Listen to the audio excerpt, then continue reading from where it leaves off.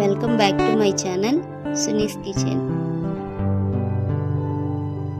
Like చేయండి, share చేయండి, subscribe అవ్వండి. హాయ్ అండి, ఈరోజైతే మీకు ఒక మంచి వెరైటీ స్వీట్ చూపిస్తాను.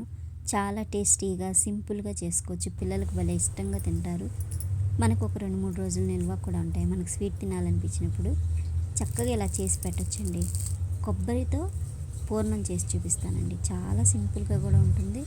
చాలా క్రిస్పీగా, స్వీట్గా, కొబ్బరి అలాగే బియ్యం పిండితో కదా చాలా టేస్టీగా ఉంటుంది. ఎలా చేసుకోవాలో చూపిస్తానండి. చూడండి, ఫస్ట్ ఒక కళాయి పెట్టేసుకోండి. అందులోకి ఒక కొబ్బరికాయ మొత్తం ఇలాగా తురిమేసుకొని వేసేసుకోండి.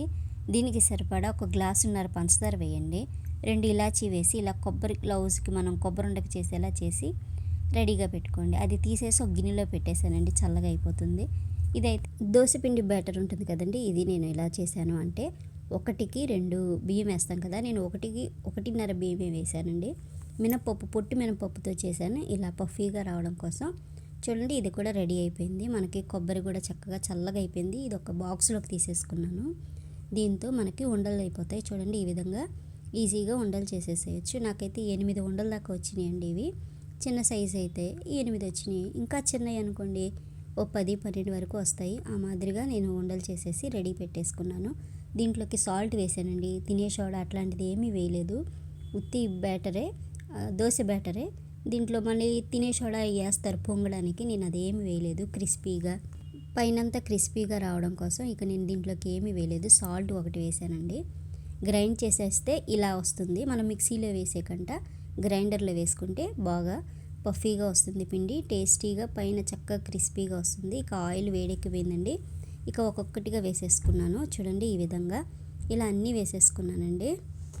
ఆయిల్ కాస్త వేడెక్కిన తర్వాత సిమ్లో పెట్టేసేయండి.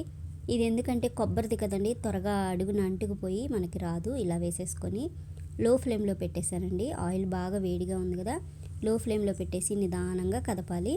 ఒకవైపు వేగిపోయింది అనుకున్నప్పుడు రెండో వైపు కదపండి, లేదంటే ఊడి వచ్చేసి మొత్తం ఆయిల్ అంతా ఖరాబ్ అయిపోతుంది కదా. చూడండి, ఈ విధంగా కాస్త వేగిన తర్వాతనే అలా కదపండి, సరిపోతుంది. చూడండి, ఈ విధంగా వేయించేసుకోవడమేనండి. సింపుల్ అండి. టేస్ట్ అయితే అసలు చాలా బాగుంది. నేను అట్ల పిండిలో వేశాను కదా, అట్ల పిండిలో నేను కాస్త మెంతులు కూడా వేశాను. ఆ ఫ్లేవర్ కూడా చాలా టేస్టీగా ఉంది. చూడండి, ఈ విధంగా అప్పటికప్పుడే మనం ఏదైనా స్వీట్ తినాలి అనుకుంటే ఈ విధంగా వేసేసుకోవచ్చండి. ఇంట్లో కొబ్బరి ఉంటే సరిపోతుంది. పచ్చి కొబ్బరి లేకపోయినా ఎండు కొబ్బరితో కూడా ఈ విధంగా చేసుకోవచ్చండి. టేస్ట్ అయితే చాలా బాగుంటుంది.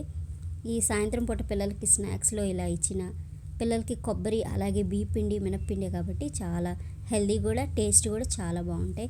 మంచి క్రిస్పీనెస్గా ఈవినింగ్ స్నాక్స్ లాగా అలాగే పొద్దున స్నాక్స్ బాక్స్లోనైనా పెట్టుకోవచ్చు. ఇంకా నేను ఇలా ప్లేట్లో సర్వ్ చేసేసానండి. పిల్లలు చాక్లెట్లు తింటూ ఉంటారు. చాక్లెట్లు, బిస్కెట్లు కంట ఇలా కూడా చేసి పిల్లలకి చక్కగా పెట్టచ్చు. కొబ్బరి కాబట్టి నేనైతే పంచదార వేసాను. ఇక బెల్లంతో కూడా చేయండి. బెల్లంతో చేస్తే ఇంకా టేస్టీగా ఉంటుంది. నేను పంచదారతో చేశాను కాబట్టి ఇలా వైట్గా వచ్చింది. చూడండి, మీకు తీసి చూపిస్తాను. మంచి క్రిస్పీనెస్ వస్తుందండి. చూడండి, ఈ విధంగా కరకరలాడుతూ మీకు సౌండ్ కూడా చూపిస్తాను. భలే టేస్టీగా ఉన్నాయండి. లోపల కొబ్బరి చక్కగా చాలా టేస్టీగా ఉంది. పైన క్రిస్పీగా, లోపల సాఫ్ట్గా అదిరిపోయింది స్వీట్ అయితే. ఈ విధంగా పిల్లలకి చేసి పెట్టచ్చు. ఈజీగా కూడా ఉంది కదండి. ఈసారి మీరు స్వీట్ చేయాలి అనుకుంటే కొబ్బరి ఉంటే మాత్రం ఈ విధంగా తప్పకుండా చేసి చూడండి. టేస్ట్ అయితే చాలా బాగుంటుంది. పిల్లలు కూడా తింటారు. Thank you for watching my video.